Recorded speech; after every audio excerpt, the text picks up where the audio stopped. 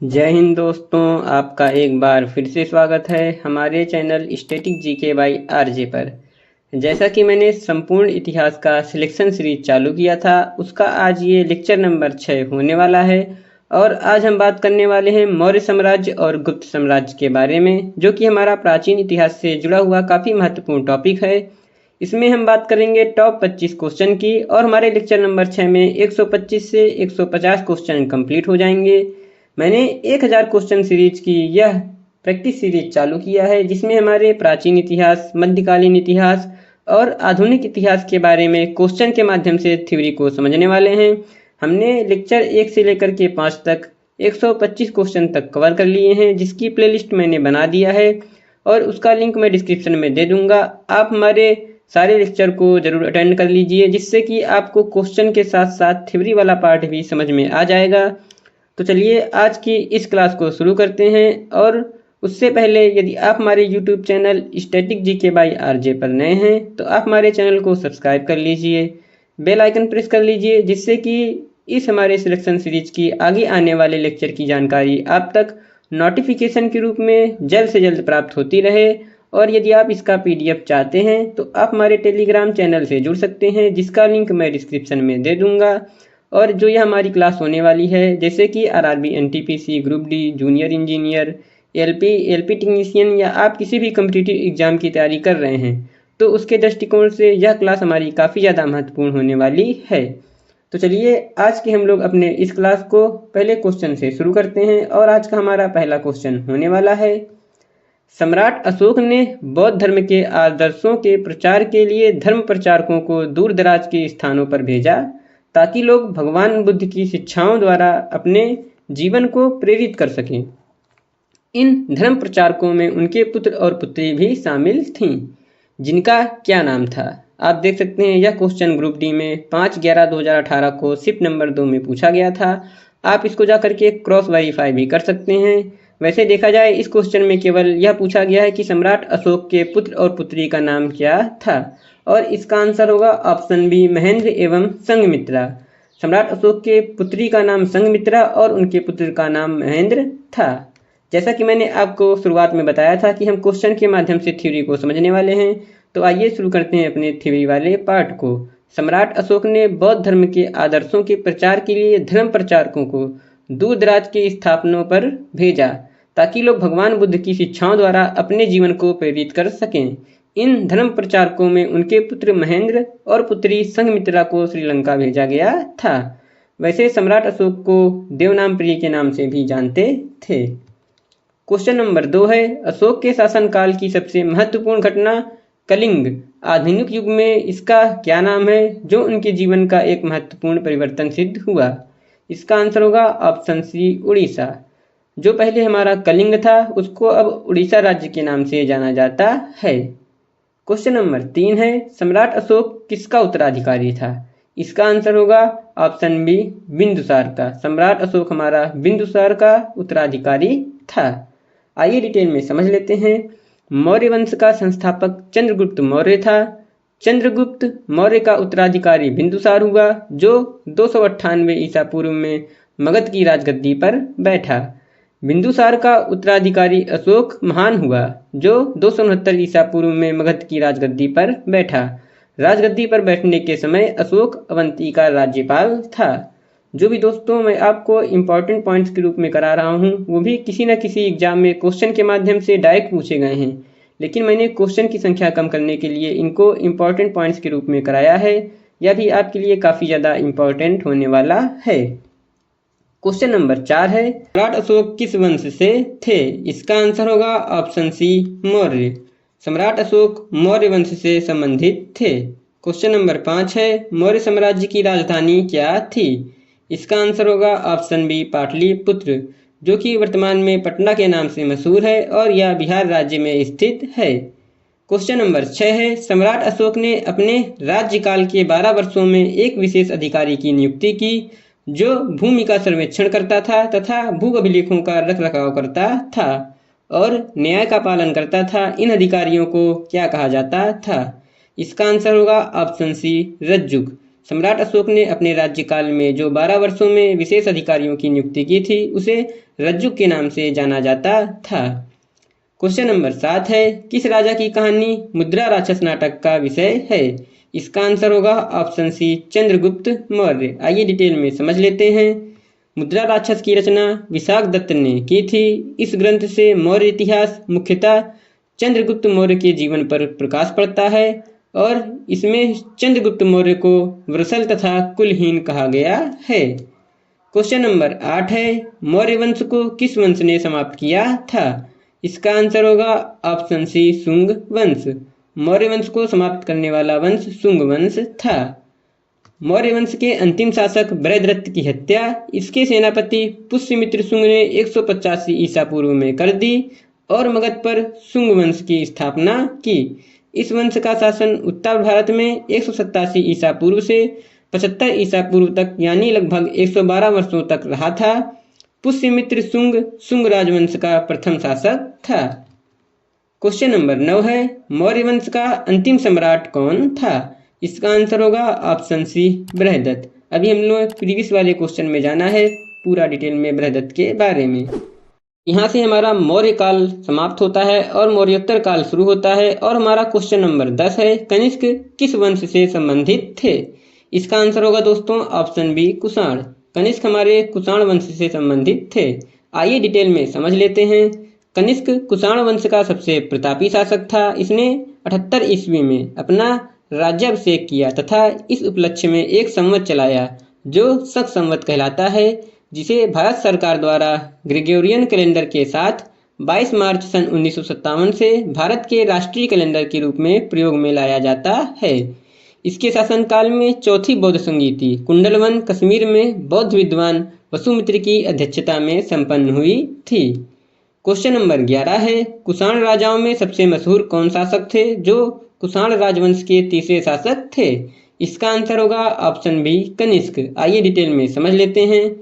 कुषाण शासकों में सबसे प्रसिद्ध कनिष्क थे जो कुषाण राजवंश के तीसरे शासक थे, यानी कि हमारे कुषाण वंश का संस्थापक कोई और था और इसका नाम था कुजुल कड़फिसेस। कुजुल कड़फिसेस कुषाण वंश का संस्थापक था। इसने कुषाण वंश की स्थापना की थी और इसकी राजधानी पुरुषपुर पेशावर थी।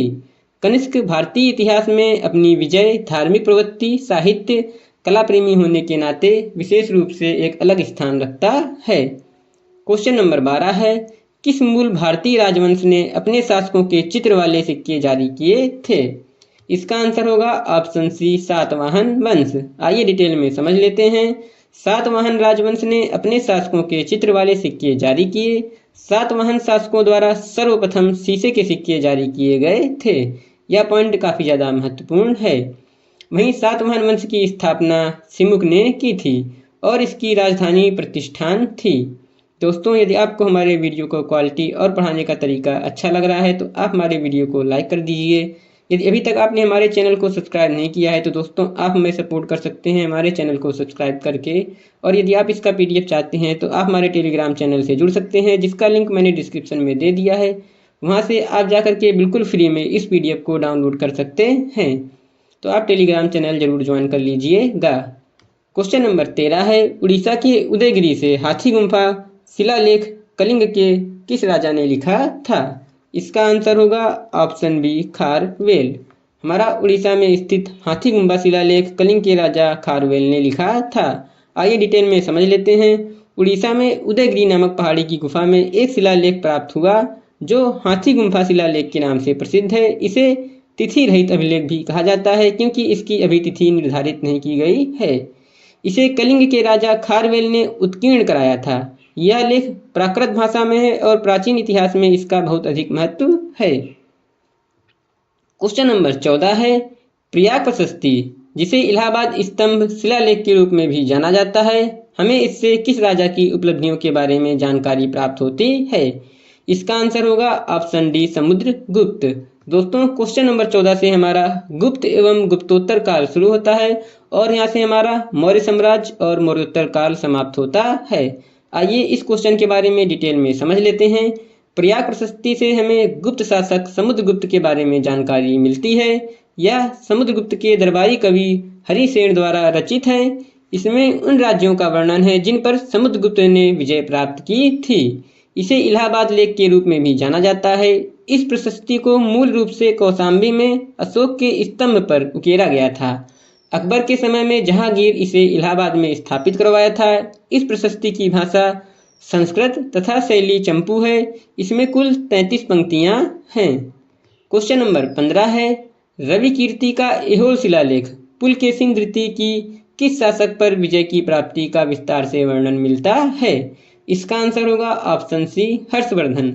जो हमारा रवि कीर्ति का ऐहोल शिलालेख है उसमें हमारा हर्षवर्धन की पराजय हुई थी और इसको पुलकेशिन द्वितीय ने पराजय किया था। आइए डिटेल में समझ लेते हैं। ऐहोल शिलालेख रवि कीर्ति द्वारा लिखा गया था, जो पुलकेशिन द्वितीय के शासनकाल में एक जैन कवि था। रवि कीर्ति का ऐहोल शिलालेख पुलकेशिन द्वितीय की हर्ष पर विजय के बारे में विस्तार से वर्णन करता है। और बात करें ऐहोल शिलालेख की स्थिति के बारे में तो यह हमारा कर्नाटक राज्य में स्थित है। क्वेश्चन नंबर 16 है, उस महान व्यक्ति का नाम बताएं जिसने भारत में बीजगणित के क्षेत्र में महत्वपूर्ण योगदान दिया था। इसका आंसर होगा ऑप्शन बी, आर्यभट्ट। आर्यभट्ट ये हमारे वो महान व्यक्ति हैं जिन्होंने भारत में बीजगणित के क्षेत्र में बहुत ही महत्वपूर्ण योगदान दिया था। आइए डिटेल में समझ लेते हैं। आर्यभट्ट प्राचीन भारत के एक महान ज्योतिषविद थे और गणितज्ञ थे। इन्होंने बीजगणित के क्षेत्र में महत्वपूर्ण योगदान दिया था। आर्यभट्ट का जन्म पटना के कुसुमपुर में हुआ था और पटना हमारी बिहार राज्य की राजधानी है। क्वेश्चन नंबर 17 है, बाणभट्ट किस राजा के दरबारी कवि थे? इसका आंसर होगा ऑप्शन बी, हर्षवर्धन। हर्षवर्धन हमारे राजा थे जिसके दरबारी कवि हमारे बाणभट्ट थे। आइए डिटेल में समझ लेते हैं। बाणभट्ट 7वीं शताब्दी के संस्कृत गद्य लेखक और कवि थे। ये राजा हर्षवर्धन के दरबारी कवि थे। इनके दो प्रमुख ग्रंथ हर्षचरितम तथा कादम्बरी है। इनके दोनों ग्रंथ संस्कृत साहित्य के महत्वपूर्ण ग्रंथ माने जाते हैं।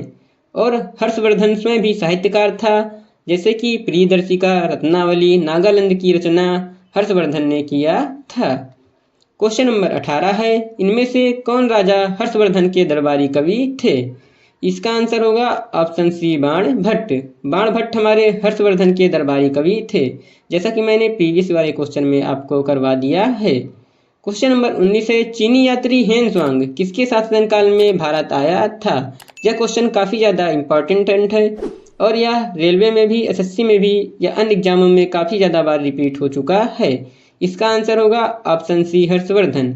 चीनी यात्री हमारा हेन स्वांग हर्षवर्धन के शासनकाल में भारत आया था। आइए डिटेल में समझ लेते हैं। हेन स्वांग हर्षवर्धन के शासनकाल में भारत आया था। इसकी एक आप ट्रिक भी है, हा से हर्षवर्धन और हा से हेन स्वांग। इस तरीके से आप याद कर सकते हैं कि हेन स्वांग हर्षवर्धन के शासनकाल में भारत आया था। हेन स्वांग 629 ईस्वी में चीन से भारत के लिए प्रस्थान किया और वह 645 ईस्वी में चीन वापस लौट गया था। वह नालंदा विश्वविद्यालय में अध्ययन करने तथा भारत से बौद्ध ग्रंथों के संग्रह के लिए आया था। इसका भ्रमण वृत्तांत सीयूकी नामक प्रसिद्ध ग्रंथ में प्रसिद्ध है। क्वेश्चन नंबर 20 है, इनमें से कौन सा चीनी यात्री नालंदा आया और छात्र और शिक्षक दोनों के रूप में रहा था? जैसे कि आपको मैंने क्वेश्चन नंबर 19 में बता दिया था कि यह क्वेश्चन काफ़ी ज़्यादा इम्पॉर्टेंट है और काफ़ी बार अलग अलग तरीके से घुमा करके पूछा गया है। इसका आंसर होगा ऑप्शन बी, हेन स्वांग। हेन स्वांग एक चीनी यात्रा था और यह नालंदा आया और छात्र और शिक्षक दोनों के रूप में रहा था। क्वेश्चन नंबर 21 है, निम्नलिखित में से कौन चंद्रगुप्त द्वितीय के नवरत्नों में से एक है? इसका आंसर होगा ऑप्शन डी, वराहमिहिर। वराहमिहिर हमारे चंद्रगुप्त द्वितीय के नवरत्नों में से एक हैं। आइए जान लेते हैं ये नवरत्न हमारे कौन कौन से थे। चंद्रगुप्त द्वितीय को विक्रमादित्य के नाम से भी जाना जाता है। उन्होंने 375 से 415 ईस्वी तक शासन किया था। गुप्त साम्राज्य का यह समय भारत का स्वर्णिम युग भी कहा जाता है। चंद्रगुप्त ने गुप्त संवत की शुरुआत की। सांची अभिलेख में उन्हें देवराज कहा गया है। चंद्रगुप्त के दरबार में 9 रत्न रहते थे, जिनके नाम थे हमारे कालिदास, वराहमिहिर, धन्वंतरी, घटखरपर, शंकु, अमर सिंह, वेताल भट्ट, छपणक और वररुचि। ये हमारे वो 9 रत्न थे जो चंद्रगुप्त के दरबार में रहा करते थे। आइए एक बार इनके नाम मैं फिर से रिपीट कर देता हूँ। कालिदास, वराहमिहिर, धन्वंतरी, घटखरपर, शंकु, अमर सिंह, वेताल भट्ट, छपणक और वररुचि। क्वेश्चन नंबर 22 है, इनमें से किसे भारत का नेपोलियन के नाम से भी जाना जाता है? इसका आंसर होगा ऑप्शन ए समुद्रगुप्त। समुद्रगुप्त को भारत का नेपोलियन के नाम से भी जाना जाता है। समुद्रगुप्त चंद्रगुप्त प्रथम का पुत्र था और वह गुप्त वंश का एक महान योद्धा तथा कुषाण सेनापति था। समुद्रगुप्त की विजयों के कारण इतिहासकार विसेंट स्मिथ ने अपनी पुस्तक अर्ली हिस्ट्री ऑफ इंडिया में समुद्रगुप्त को भारत का नेपोलियन कहा था। क्वेश्चन नंबर 23 है, विक्रमादित्य किस प्रसिद्ध शासक का एक अन्य नाम है? जैसा कि मैंने प्रीवियस क्वेश्चन में बताया, इसका आंसर होगा ऑप्शन सी चंद्रगुप्त द्वितीय। चंद्रगुप्त द्वितीय हमारा विक्रमादित्य का अलग नाम था और इसके दरबार में नवरत्न रहा करते थे।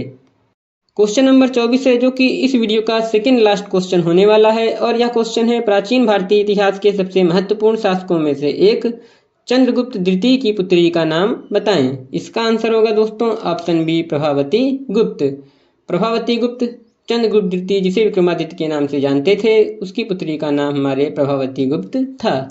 क्वेश्चन नंबर 25 है और इस वीडियो का यह लास्ट क्वेश्चन होने वाला है और यह क्वेश्चन है, सुप्रसिद्ध काव्य मेघदूत इनमें से किसकी रचना है? इसका आंसर होगा ऑप्शन बी कालिदास। मेघदूत हमारी कालिदास जी की रचना है। आइए डिटेल में समझ लेते हैं। कालिदास 3वीं-4वीं शताब्दी में गुप्त साम्राज्य में संस्कृत भाषा के महान कवि और नाटककार थे। अभिज्ञान शाकुंतलम कालिदास का एक प्रसिद्ध नाटक है और कालिदास की प्रमुख कृतियां निम्नवत हैं। पहला हमारा महाकाव्य, उसके अंतर्गत हमारे रघुवंशम और कुमार संभवम आते हैं और नाटक के अंतर्गत हमारे अभिज्ञान शाकुंतलम, विक्रमोर्वशीयम और मालविका अग्निमित्रम आते हैं। वहीं खंड काव्य में मेघदूतम और ऋतुसंहारम आते हैं। तो यह वीडियो दोस्तों यहीं पर समाप्त होता है। यदि आपको हमारा वीडियो और पढ़ाने का तरीका अच्छा लगा है तो आप हमारे वीडियो को लाइक कर दीजिए। यदि अभी तक आपने हमारे चैनल को सब्सक्राइब नहीं किया है तो आप हमारे channel static GK by RJ को सब्सक्राइब कर लीजिए, बेल आइकन प्रेस कर लीजिए, जिससे कि आगे आने वाले लेक्चर की जानकारी आप तक नोटिफिकेशन के रूप में जल्द से जल्द प्राप्त होती रहे। और यदि इसका PDF आप चाहते हैं तो आप हमारे Telegram channel static GK by RJ से जुड़ सकते हैं, जिसका लिंक मैंने डिस्क्रिप्शन में दे दिया है। आप वहां से जा करके हमारे जितने भी लेक्चर हुए हैं उनकी PDF आप बिल्कुल फ्री में ज्वाइन कर सकते हैं। यानी कि आप हमारे टेलीग्राम चैनल को ज्वाइन कर लीजिए और यूट्यूब पर जितनी भी क्लासें हैं उनकी PDF आप बिल्कुल फ्री में डाउनलोड कर सकते हैं। तो चलिए दोस्तों, वीडियो को यहीं पर समाप्त करते हैं। मिलते हैं अपने लेक्चर नंबर 7 में। तब तक के लिए दोस्तों थैंक यू। जय हिंद।